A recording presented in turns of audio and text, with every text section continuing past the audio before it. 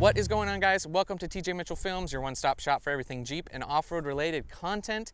And today we are here with Todd and his 2004 Jeep Wrangler TJ that's sort of not really a TJ anymore. This is a Brute conversion, and we're just gonna dive straight into it and check this thing out. All right, so before we get into the cool Brute stuff, let's just start up front and we'll work our way back, and then we'll get to the Brute specific stuff in a second. But tell me about this bumper and winch setup that you got going on front.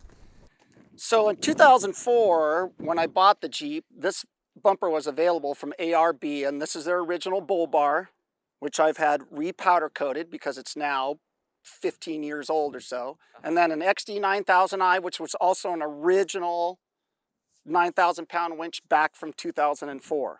So just refurbished both products and stuck them back on the car when I got it done as a Brute. Factory stock front axle, stock axle shafts, but 488 gears. Then I changed to Rubicon Express 5.5-inch lift springs. Okay. Their sway bar disconnects and their track bar. The tie rod and the drag link are 2nd gen off-road only U-turn system. So they're both solid chromoly steel. And I basically left everything else stock up front except for a new set of power stop brakes. So the original setup, that's Clayton truss on top of that front differential, and it has a new 3-link underneath it. So I'm only running 3 control arms. That is very cool. So it still has pretty good articulation. Yeah. And then I added new Fox shocks.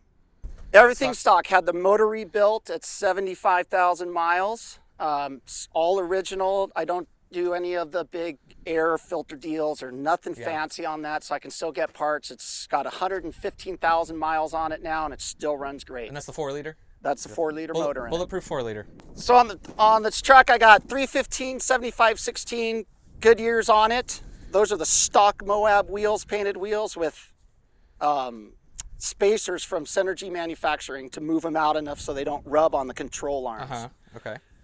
And for those who don't know, this 315/75, that's about a 35-inch tire? That's almost a 35-inch tire. Just under. Okay, perfect. So the control arms are all custom built 1.5-inch 250 wall, and they run Curry ends front and back. Okay. And I got those also from Synergy down in San Luis Obispo. I have Tom Wood's front and rear drive shaft. Those are both polished and powder coated clear. Tom Wood's I've always run their drive shafts. They have a great product. Underneath I have a nth degree oil pan skid plate, an nth degree belly pan skid plate, and an nth degree rear differential skid plate. That's all from the old nth degree company from way back. Well, now that I think that we got this far, now I think we get to talk about the Brute stuff, because the front end's TJ, and in here somewhere is where it all changed. So kit comes in a big box with the pickup bed already built, the tailgate already built, the half hard top, and the back half of the Jeep, which is called the closeout. So I cut the old Jeep tub off right here and dismantled it, and then fit the new closeout and fit the new hardtop. Once you get that done, you pull all of it off the frame and you extend the frame 2 feet right in the center of the frame, and you add 17 inches off the back to hold up the back of the bed. Then you fit the bed on, put the whole car back together, fit it, wire it, make it work right, and then take it all back apart for paint. And how long did that process take you from start to finish? 14 months. 14 months in my garage with a lot of help from a lot of people. And how many of these Brute kits were produced? So from what I can tell, because they're not numbered, about 175 were actually built by American Adventure Vehicles as a pre-purchased turnkey truck. And the rest were kits available online. I bought this kit from Quadratech actually. And I figured they built about 12 kits a year or so. So I'm guessing there's about 400 of them in the world. Maybe a little less, maybe a little more. But that's my best guess. So 1 of 400. Okay. 1 of 400. Very cool. With the Brute kits, The only stuff that fits that you can buy is from the middle of the front door up, and that's all TJ. So fenders and bumpers and all that stuff you can still buy in a catalog, but everything behind that you got to build yourself. So this is 120 wall, 175 tubing on 2x3 rectangular tubing, and that's welded straight to the frame. The truck weighs a lot, so I use that to keep the frame rigid as well as be able to get up to the tent because I run a tent up there. Those are custom sliders we built inside the shop, and they match the rear ones as well. So these rear sliders are the same way, and we Frenched them into a aftermarket bumper that I had to redo because nobody makes a rear bumper for a Brute, and so that has been a custom unit as well. Is this part of the Brute kit, this rear bumper, or is this 100% custom made? So it's 50% custom made. 50%. So the original bumper that I bought after I bought this little Jeep was a Hanson Enterprises bumper, and they've been around for a long time. I believe it's called Hanson Off-Road now. Okay. But included in the Brute kit is a rear winch. So on the back of the frame of the Brute, there's a hole back there to bring the fair lead and the rope through. Sure. So we had to cut out the old hitch, weld in a new fair lead, install a new M8000 worn winch underneath there, and then I had to put a spare on it because the only place to put a spare in this truck is in the back. Yeah. I have a 25-gallon Genrite off-road fuel tank underneath there, so there's no room left underneath the truck to do any work. So it took this was my first big project as a steel guy, and that took about 4 months for me to figure out how to build. Sure. So we used parts from Poly Performance. We used their spindle kit. I used a kit from Rough Stuff Off-Road to latch it, and I just looked at other TJ bumpers, what I liked, and that's how I built it. Sure. Okay. And it's all 120 wall, 2-inch tubing and 3x2-inch tubing. It's really stout and doesn't jiggle, and I love it. It's worked out really great. Hell, let's take a look in the bed. All right.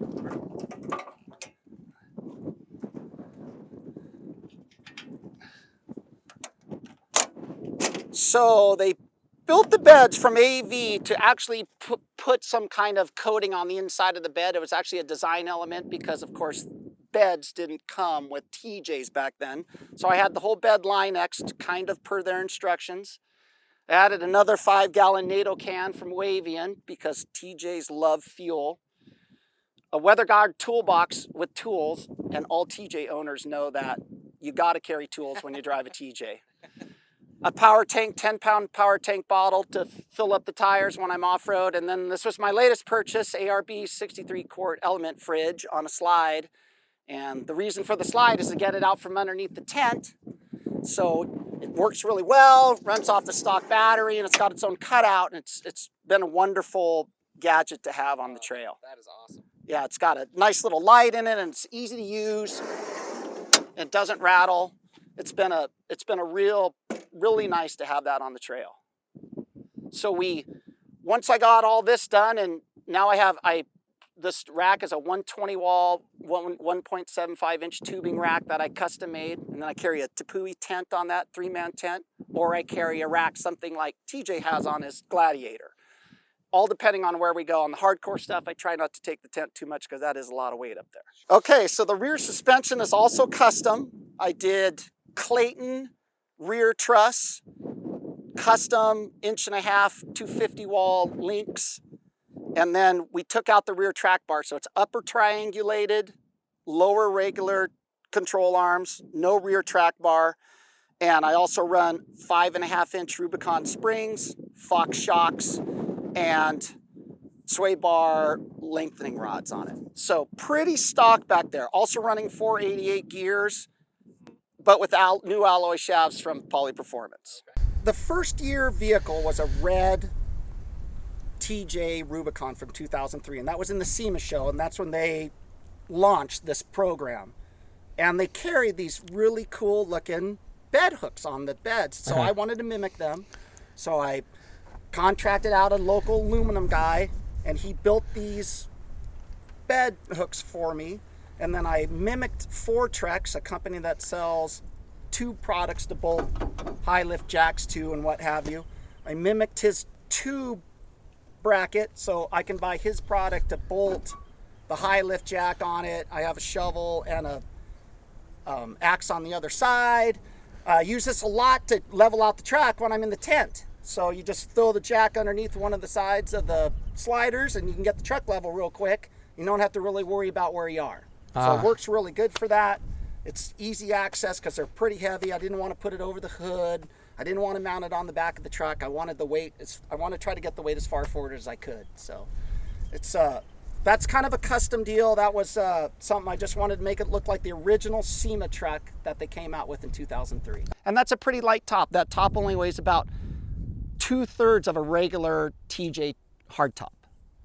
So it's almost a one-man event. Yeah, almost, but it's still, you can still take it on and off. The interior of the car, I tried to restore it at 97,000 miles when I first started the kit.